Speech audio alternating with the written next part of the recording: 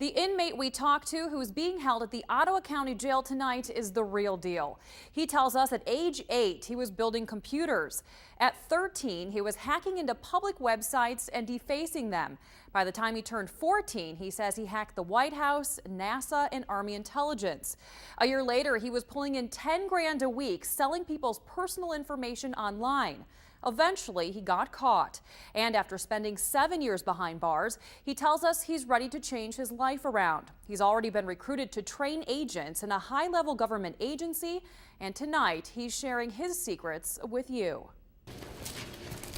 With silver cuffs chained to his sandaled feet, this 30-year-old former black hat hacker was escorted to a private room at the Ottawa County Jail. He asked us to conceal his identity to protect his name. Within a matter of minutes, he took us to a cryptic website with lists upon lists of stolen personal information. For U.S. Visa cards and U.S. MasterCards are $2.50, or if you want a U.S. full info credit card, it's $25. That includes a date of birth, social security number, mother's maiden name. The best hackers, he tells us, will never use the stolen information they find, but sell it to a third party. By sending one command to one computer, it would control thousands. And so people wanted to buy that for corporate espionage, rival companies, to shut other servers down. He tells us it's not the server that compromises your precious information, but instead the devices you use at home. So it's our home computers, yeah, our smartphones. Mm-hmm. That's where the danger lies. Yeah, that's most of it, I would say.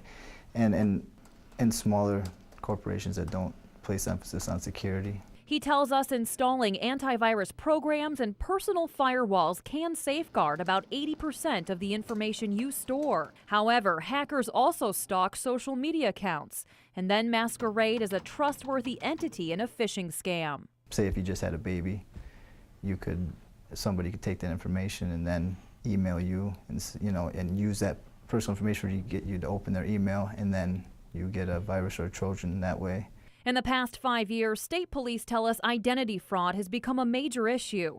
In 2012, 12.6 million victims came forward in the U.S. Detective Chuck Christensen says he finds the culprits live overseas. In some cases, we'll get quite a few from many from Great Britain or Nigeria, countries in that area.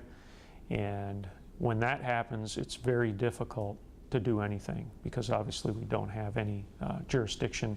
However, the State Police Cyber Task Force cracked a domestic ID fraud operation just a few months ago. 25 search warrants and uncovered approximately $3.5 million of fraud, which spanned 3 different states. The former hacker tells us personally he will never shop online or use a credit card and encourages others to do the same.